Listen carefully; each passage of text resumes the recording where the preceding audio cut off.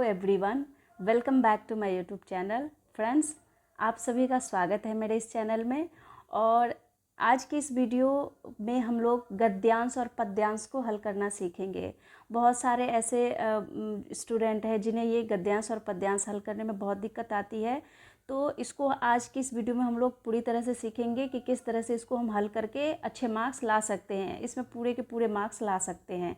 तो अगर आपने आज का ये वीडियो पूरा देख लिया तो मैं इतना विश्वास तो कर सकती हूँ कि आप बिल्कुल इसमें अच्छे से सीख जाएंगे।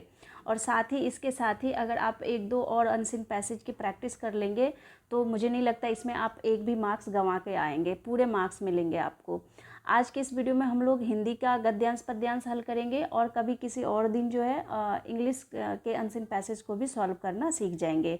तो देखते हैं कि इसको किस तरह से हम सॉल्व कर सकते हैं बिल्कुल आसान तरीके से। तो देखिए फ्रेंड्स, जब भी आपको गद्यांश और पद्यांश हल करना हो ना, तो आप ये पैसेज बिल्कुल भी मत पढ़िएगा।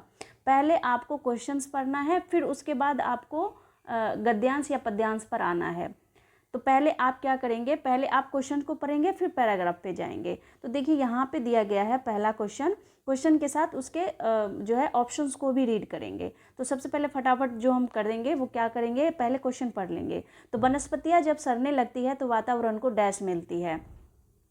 और कभी भी जो आंसर देंगे वो आप अपने मन से नहीं देंगे, अनसीन पैसेज के अकॉर्डिंग ही देंगे इसका आंसर। जो भी ऊपर पैराग्राफ में लिखा गया है उसी के अकॉर्डिंग आप इन सभी प्रश्नों का उत्तर देंगे। तो चलिए देखते हैं कि इसमें ऑप्शन क्या दिया हुआ है। पहला दिया है ऑक्सीजन, फिर नाइट्रोजन, फिर कार्बन डाइऑक्साइड, फिर जैविक खाद। अब देखिए इसमें कई बच्चे क्या कहेंगे, बिल्कुल सही आंसर लगा लेंगे कि कार्बन डाइऑक्साइड। वनस्पतियां जब सड़ती है तो कार्बन डाइऑक्साइड रिलीज करती है, लेकिन हमें इसे अनसीन पैसेज में देख के ही लगाना है। तो देखिए इसमें जो हम पहले इस पे जाएंगे, इस लाइन पे जाएंगे, जो ये लाइन दी गई है ना क्वेश्चन की, वनस्पतियां जब सड़ने लगती है तो वातावरण को क्या मिलता है। तो देखिए वनस्पतियां जब सड़ने लगती है, इसमें हम फटाफट ढूंढेंगे कि कहाँ पे दिया गया है वनस्पतियां जब सड़ने लगती है।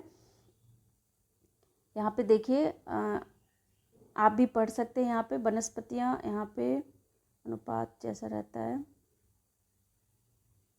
हाँ देखिए यहाँ पे मिल गया कि जब वनस्पतियाँ सड़ने लगती है तो उनमें से क्या होता है, कार्बन डाइऑक्साइड निकलकर पुनः वातावरण में समा जाती है। तो हमें यहाँ का आंसर मिल गया, पहले का आंसर मिल गया कार्बन डाइऑक्साइड। तो यहाँ पे हम फटाफट क्या करेंगे, इस ऑप्शन को टिक करते निकलेंगे। अब 91 का आंसर हो गया। अब हम 92 पे चलते हैं।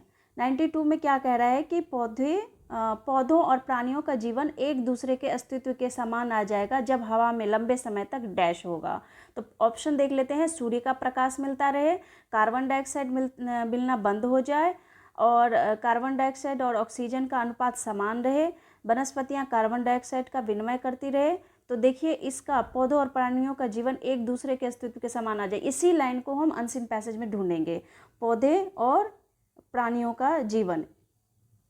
अब यहाँ पर हम देखते हैं कि कहाँ पर है।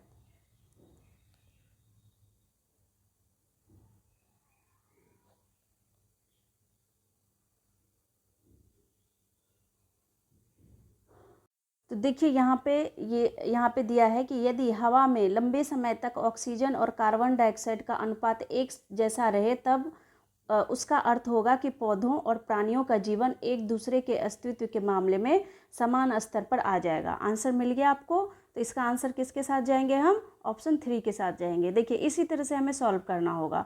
कुछ प्रश्न जो होते हैं वो व्याकरण के दे दिए जाते हैं, तो व्याकरण में आपको एक स्लाइटली मतलब बिल्कुल ऊपर ऊपर बिल्कुल रीड करके जाना है कि थोड़ा सा समास पढ़ लेंगे, और इसी समास से रिलेटेड एक क्वेश्चन तो बनकर आता ही है। इसमें देखिए जैसे यहाँ पे 93 क्वेश्चन जो दिया है कि वातावरण का विग्रह और समास होगा। तो वातावरण का विग्रह और समास क्या होगा, ये व्याकरण से आ गया। तो आप इसका सही आंसर 3rd लगाएंगे। इसके लिए आप एक दो बार इसको रीड कर लीजिएगा तो आपको आ जाएगा। तो थोड़ा बहुत ग्रामर पूछता है इसमें। इसके बाद जो नेक्स्ट क्वेश्चन है, यहाँ पे दिया है कि श्वास और ऑक्सीजन का शब्द, श्वास और ऑक्सीजन शब्द है, तो ये भी आपका जो है व्याकरण से आया हुआ है। तो तत्सम, तत्भव, तत्भव देशज और देशज आगत, और इसमें इसका जो आंसर होगा आपका वो होगा आपका तत्सम आगत। ये शुद्ध रूप होता है भाषा का, इसीलिए जो है इसमें क्या आएगा, तत्सम आगत होगा। तो तत्सम और तत्भव शब्द होते हैं, उसी से जो है इसमें पता चलता है कि कौन सा तत्सम में आता है, कौन सा देशज होता है। तो इन सब को थोड़ा सा आपको रीड करना होगा अगर आप करना चाहें तो। बाकी ग्रामर का ज़्यादा पोर्शन नहीं आता, बहुत ही कम। तो इसका देख लिया आपने, इसका जो आंसर हो जाएगा आपका फोर्थ आंसर हो जाएगा। अब नेक्स्ट क्वेश्चन पे चलते हैं। यहाँ पर ये भी व्याकरण से दिया गया है। तो देखिए, लंबे समय तक पद व्याकरण की दृष्टि से लंबे समय तक का क्या अर्थ है। तो यहाँ पर जो है ये ना संज्ञा है, ना सर्वनाम है, ना विशेषण है, ये क्रिया विशेषण है। जो क्रिया की विशेषता यहाँ पे बताया जा रहा है लंबे समय तक, तो इसीलिए इसको क्या क्या क्या ऑप्शन हो जाएगा, इसका क्रिया विशेषण फोर्थ ऑप्शन हो जाएगा। अब नेक्स्ट देखिए, नेक्स्ट जो दिया गया है वो 96 में गद्यांश का मुख्य विषय है।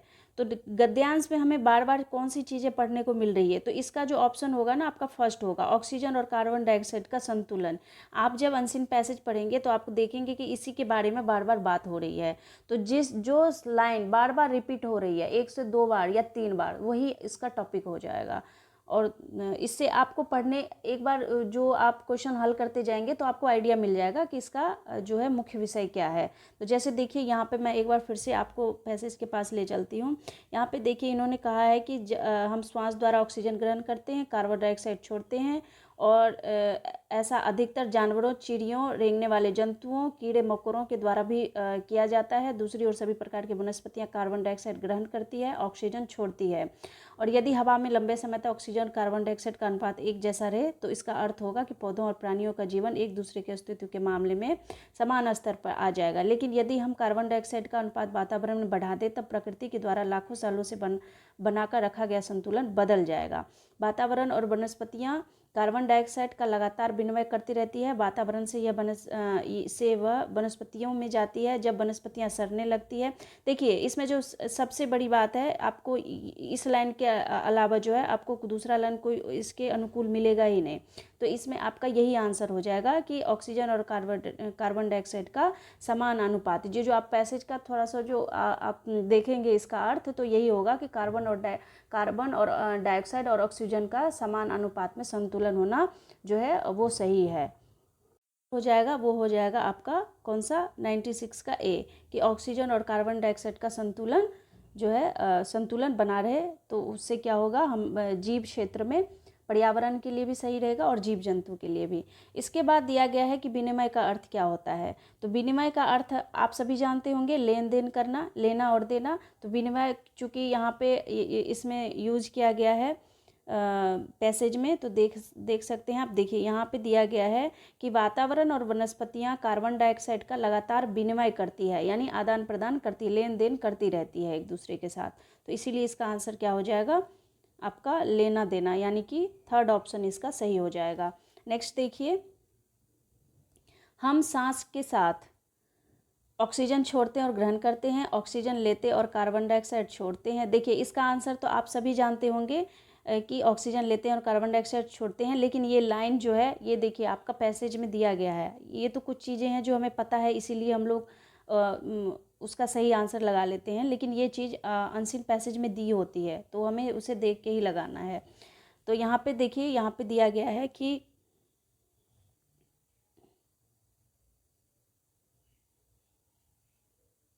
यहाँ पे पहले ही लाइन में दिया गया है कि जब हम श्वास द्वारा ऑक्सीजन ग्रहण करते हैं और कार्बन डाइऑक्साइड छोड़ते हैं। तो ये तो आप सभी जानते हैं, लेकिन मैंने जैसा कि कहा कि आप अनसीन पैसेज में देखकर ही कोई भी आंसर लगाएंगे। तो इसका आंसर आप सही से लगा सकते हैं। इसका आंसर क्या हो जाएगा, ऑक्सीजन लेते हैं और कार्बन डाइऑक्साइड छोड़ते हैं, आपका सेकेंड आंसर हो जाएगा। अब देखिए नेक्स्ट क्वेश्चन, ऑक्सीजन ग्रहण करने में अधिकांश जीवधारियों का स्वभाव कैसा होता है। तो वो मानव की तरह ही होता है। जैसे जीवधारी सांस, जैसे मानव सांस लेते हैं वैसे जीवधारी भी लेते हैं। अब देखिए आपका पद्य शुरू हो गया, गद्यांश हमने कर लिया, अब काव्यांश को पढ़ेंगे जो कि एक कविता के रूप में होता है। तो ये आपका ये दिया गया है और इसी से रिलेटेड पहले हम इसको नहीं पढ़ेंगे, पहले हम प्रश्न को पढ़ेंगे। तो चलिए देखते हैं प्रश्न क्या है। पेट पीठ दोनों मिलकर हैं एक, इसका कारण क्या हो सकता है। तो इसका पेट पीठ कब मिलकर एक हो जाता है, जब यहाँ पे देखिए सिकुड़ना, सिकुड़ कर बैठना, झुक कर चलना, कुछ भी भोजन ना करना, भीख मांगने का नाटक करना।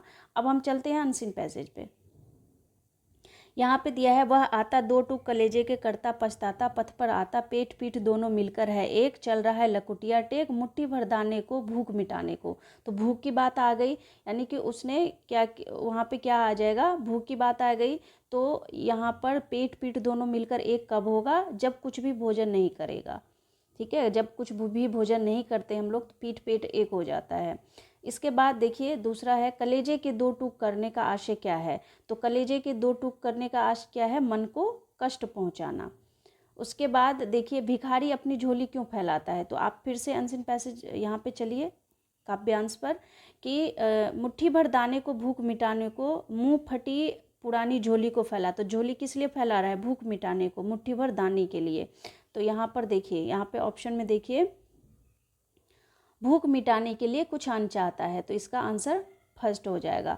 मुंह शब्द में प्रयुक्त चंद्र बिंदु है, तो चंद्र बिंदु का प्रयोग करते हैं तो उसे हम क्या कहते हैं, अनुस्वार कहते हैं। और उसके बाद जो है काव्यांश से हमारे मन में उठने वाले मुख्य भाव हैं। तो इस काव्यांश में जो आप पढ़ रहे हैं इसमें आपको क्या लग रहा है, इसको पढ़ के इसमें आपके अंदर किसका भाव उठ रहा है। देखिए इसमें देखिए किसी भिखारी की बात हो रही है और वो काफ़ी क्या है, दुखी है। तो इसमें आप ऑप्शन देखिए कि इसमें आप मतलब क्या भाव है, मतलब उठने वाला मुख्य भाव क्या है। तो करुणा है, करुणा का भाव उठ रहा है। उसके बाद देखिए यहाँ पर 104 था, 105 पे आते हैं। 105 में कह रहा है कि वह आता में वह सर्वनाम किसका द्योतक है। वह जो ये शब्द यूज किया गया है इन चारों ही ऑप्शन में से क्या है।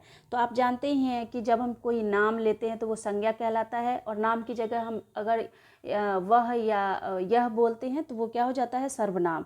तो यहाँ पे वह सर्वनाम किसका प्रयोग है, किसके लिए प्रयोग किया गया है, तो भिखारी के लिए प्रयोग किया गया है, क्योंकि भिखारी की यहाँ पे भिखारी के ऊपर ही क्या दिया गया है, काव्यांश दिया गया है। तो इसका आंसर क्या हो जाएगा, थर्ड हो जाएगा। अब देखिए नेक्स्ट क्वेश्चन। तो यहाँ पे 105 है, और देखिए फ्रेंड्स ये पूरा जो था वो अनसीन पैसेज का था। तो वीडियो ज़्यादा लंबा हो जाएगा, बाकी के क्वेश्चंस मैं दूसरे वीडियो में आपको हल करके जो है वीडियो डाल दूँगी। तो तब तक के लिए फ्रेंड्स, अगर आप लोगों को वीडियो समझ में आया या मतलब कुछ भी समझ में आया इसमें, तो आप वीडियो को लाइक और चैनल को सब्सक्राइब कर सकते हैं। तब तक के लिए thank you and thanks for watching.